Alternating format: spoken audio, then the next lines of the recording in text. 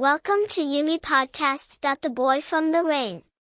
I often look for Fan here, whenever I can't find him in the classroom or the schoolyard. He also raised his head, squinting at the streaks of light passing through the dancing tree canopy above. The whole space was quiet, only the chirping insects intermingled with the gentle wind. Fan said softly, opened his eyes again, the fluffy clouds floated at eye level. Fan is not too handsome, but attractive, usually does not like crowds, is always separate, indifferent to everything around, even his gaze is just indifferent like the wind. I know many girls in school like Fan, but I'm the only girl who can carefreely hold his hand, pat his head gently. Fan has never liked anyone since I met him. Sometimes some of my classmates ask me to deliver gifts to Fan. I accepted to bring it back to Fan, but Fan frowned, pushing all the gifts back to me. I don't accept things like this anymore, next time you will refuse it for me. But those friends like you, that's why. I don't like people to accept. Receiving someone's love is indebted. Fan said with a frown, but once when passing through the schoolyard, Fan suddenly stopped. For the first time I saw his eyes flutter even for a moment. Following those eyes, I recognized Yuyin and Lam, the famous couple in my high school. Yuyin is very pretty, gentle style, black hair floating in the sun, letting go and looking extremely feminine, doesn't make up for me. Fan quietly walked away first.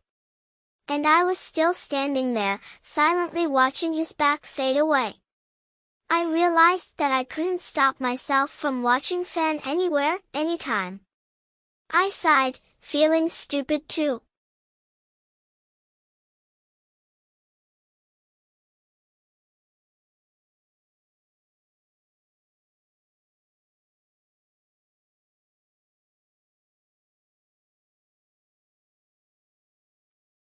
Then I started growing my hair long, from that day on, with a small hope that one day Fan would look at me the same way.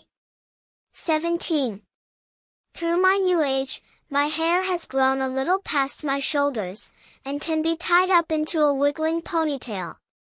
I participate in many group activities at school, I hardly ever sit still. But Fan is still the same, or contemplative, just likes to lie down in a familiar place.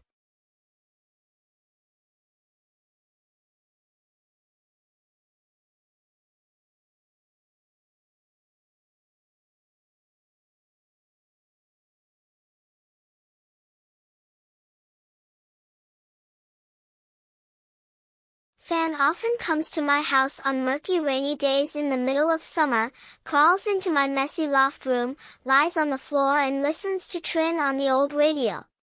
Why do you come here every rainy day? My room is not good. Fan looked up but didn't answer. Trin Sung Sun's music was still so peaceful. I know Fan is sad. But sad for what? I don't know. From time to time, Fan comes, pulls a high wooden chair in the corner of the room to the side of the dusty window, bends his legs on the chair, wraps his arms around himself, absently watching the tiny stream of people constantly moving in front of him.